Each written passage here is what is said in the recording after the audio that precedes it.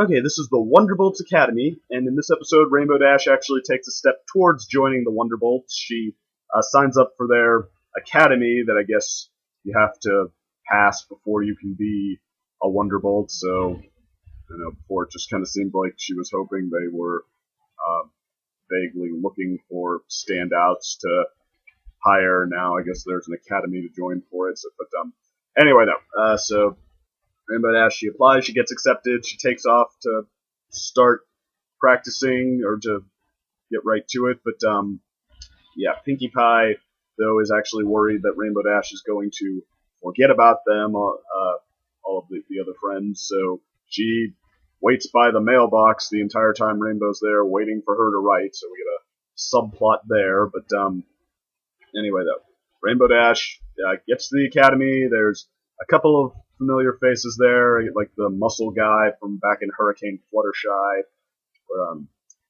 Yeah, well, anyway, he's that. But the one we actually focus on is the one, I guess, Pegasus in all of the land who's actually a match for Rainbow Dash, whose name is Lightning Dust. And Lightning Dust, she seems kind of similar to Rainbow Dash. Like, if I don't know, but she's almost like Rainbow Dash taken to the next level. Like, she is even cockier. She has more of like a battle hungry sort of persona. Like, I mean, Rainbow Dash, she's already likes to show off, likes to show what she can do.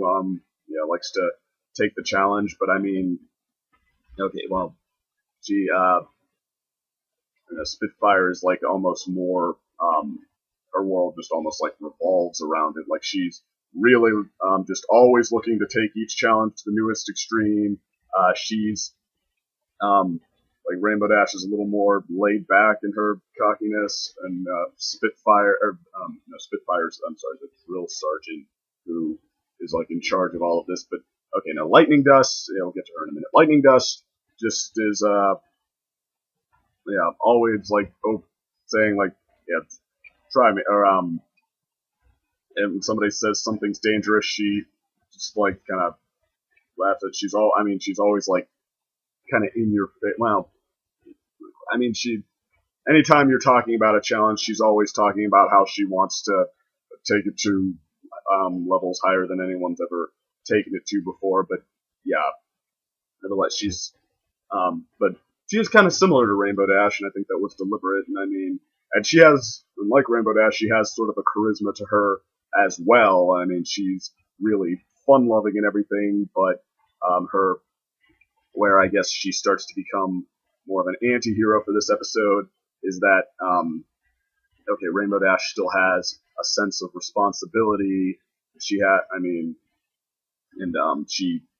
like does really care. There's the side. I mean, she's almost afraid to show how much she cares sometimes. But yeah, Lightning Dust, she's not looking for trouble, but she doesn't really care if she causes some. Like, she's blind to it a little bit. So okay, and like I said, we have this sort of drill sergeant named Spitfire who's always in everyone's face, trying to tear them down, see if she can, kind of like a typical drill sergeant, sort of daring them to rise to the challenge if they can, just trying to push to see who can meet her standards. And of course, Rainbow Dash and Lightning Dust keep breaking them, but smashing these standards. But okay, so they Rainbow Dash and Lightning Dust, though, when they discover how well they both are blow everyone else away, how well they match each other, they actually become friends. They like tearing it up and rising through the ranks together.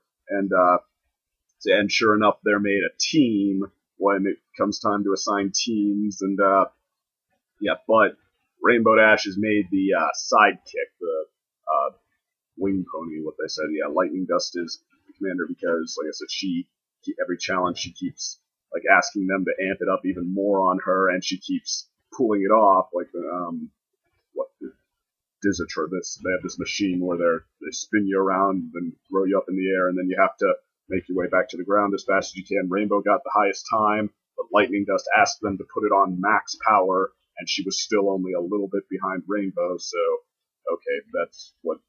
So they decided to make Lightning Dust the leader, And yeah, so Rainbow Dash, she doesn't like that, but then not only is she disappointed, then this actually starts to become hazardous too. Like I said, Lightning Dust doesn't have a great sense of responsibility, so she starts, yeah, thinking of almost irresponsible ways to see if they as a team can do the challenges better. They'll knock the other teams out of the way.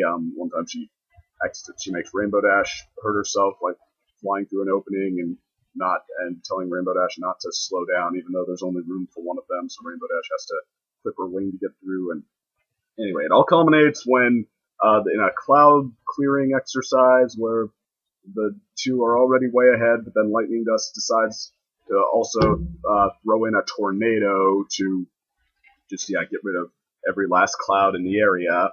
And well, sure enough, that's when the friends who to cheer Pinkie Pie up have decided to visit with a care package to get Rainbow Dash to remember them, or to I don't know, show their support. I mean, only Pinkie Pie's worried that Rainbow Dash is going to forget them, but then they show up right when the tornado is coming their way, and takes out their hot air balloon, and Rainbow Dash manages to save them with some assistance from the other teams. Lightning Dust just lost control of the tornado and didn't even pay attention to who it hit after that. And then okay, so that's when Rainbow Dash decides she's had enough of Lightning Dust, and I mean she goes to complain about her to Spitfire, who doesn't really seem to see the problem at first, but then after Rainbow Dash quits, Spitfire then decides that okay, Rainbow Dash was right. She tells Rainbow Dash that she's decided that Rainbow Dash was right. She makes her the leader, and she I don't know, detains Lightning Dust. We don't really find out what happened to her. Spitfire just tears off her leader badge and sends her away with a couple of, I don't know, Academy men, but ponies, whatever. But okay, so Rainbow Dash is a lead pony now, and she's now the top of the Academy by default, and it's pretty much where it ends. And I mean, okay, like most of the time I'm watching this episode, I mean, it's a really good episode. Say that first and foremost, and I mean, I'm just like really liking it the whole time. Just, this Lightning Dust character who, I mean, so in some ways she takes what's fun about Rainbow Dash to the next level. But I mean, they're similar, but Lightning Dust does have her own sort of unique persona and even her own unique look. Like she leaves a lightning trail behind her that's drawn very well. It doesn't look tacky at all, and Rainbow, of course, leaves a rainbow trail behind her. But okay, she, like I said, is a lot more even like there's even more of an energy to her. Just she's a little more aggressive, a little more proactive than Rainbow Dash, and I mean she's just like really thrill-seeking, battle-hungry, always looking to take everything to the next level. So I mean, just watching them both in their own separate sort of ways, like nail all of these challenges and show off and have fun with it, and like become just these ass kicking buddies together. But it's like it's fun. And okay, so and then of course though we know that Lightning Dust is she has problems, and actually we know that Rainbow Dash, she does draw the line somewhere, and I mean she actually does have sort of a responsibility. Like she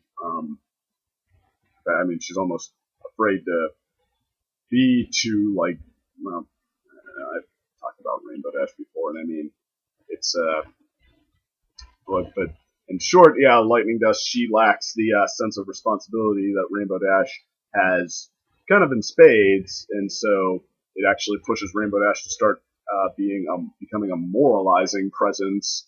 We get to see her the ways in which she really does care. That I mean, she doesn't go looking to show it first, but when push comes to shove, you see she does have.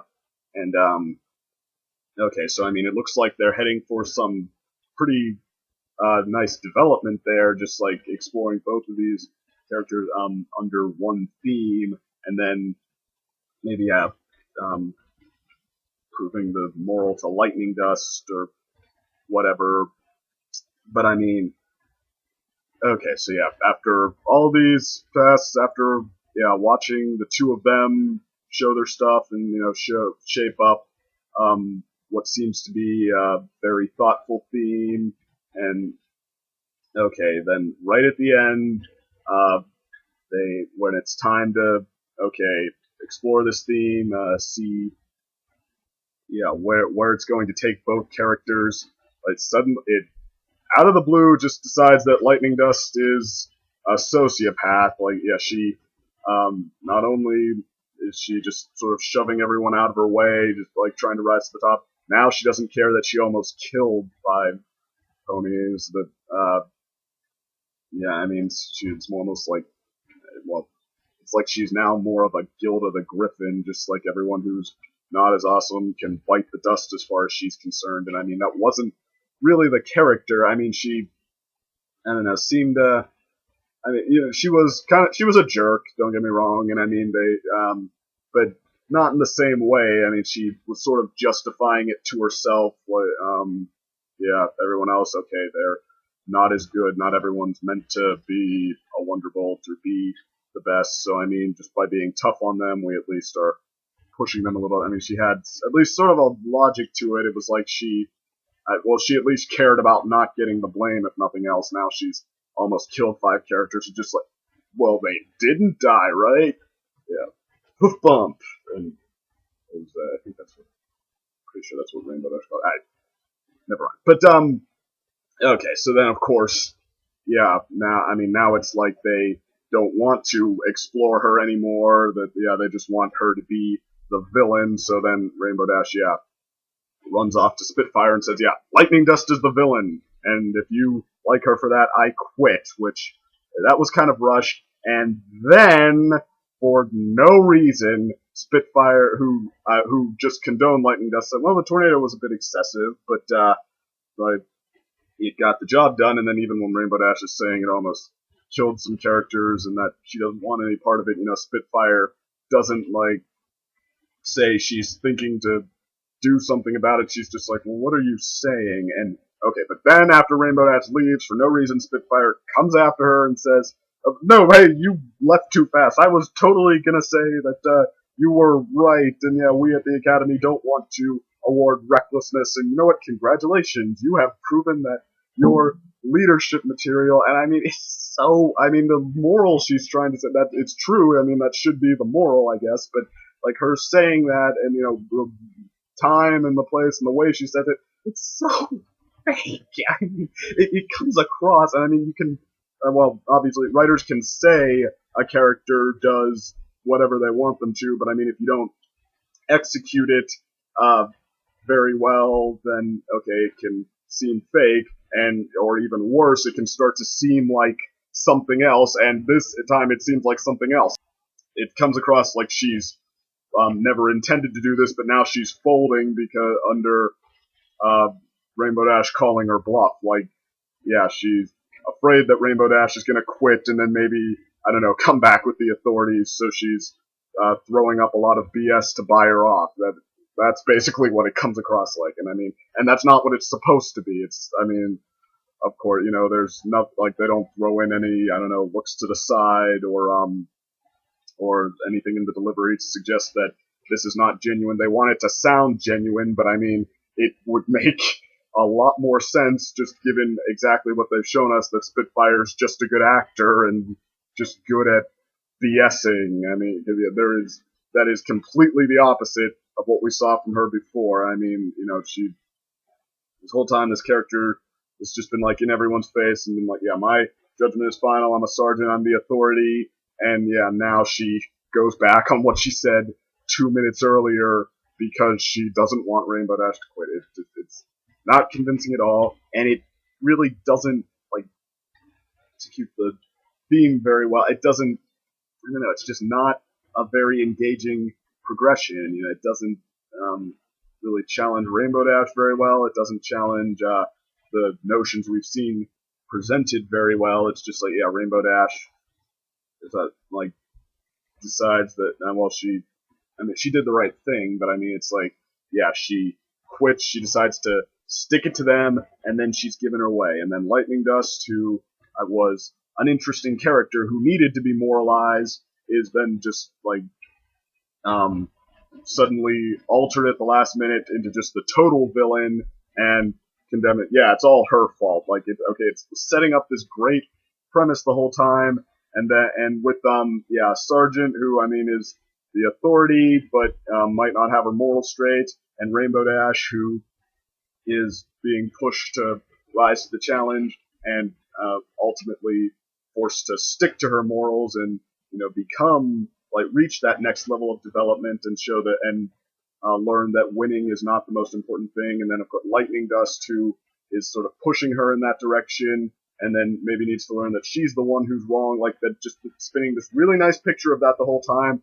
And then the last minute, and then at the end of the episode, just like, well, we gotta end this. Rainbow's right.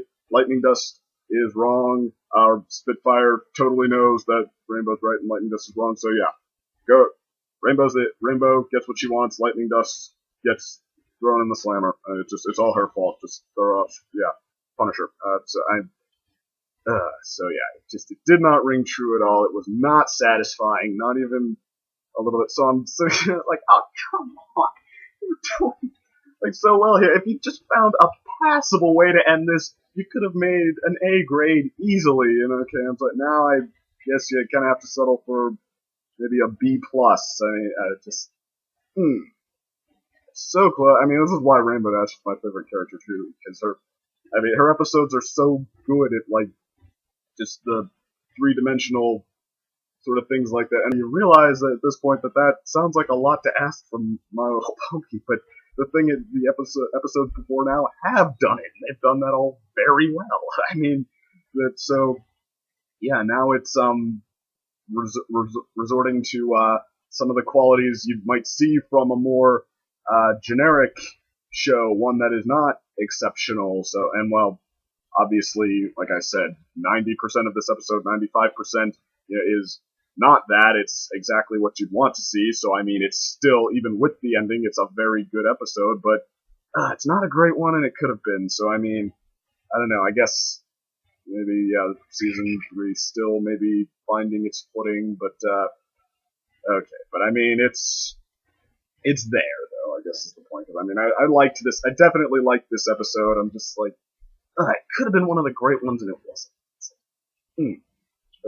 One of the best ones, but okay. So, I guess that's it happens sometimes. I'm sure I probably said that about some of the other ones, like even in the past seasons, like they could have been great if they hadn't done this. And okay, so the show, it's always had like any show, writers, there is no show that gets it perfect every time.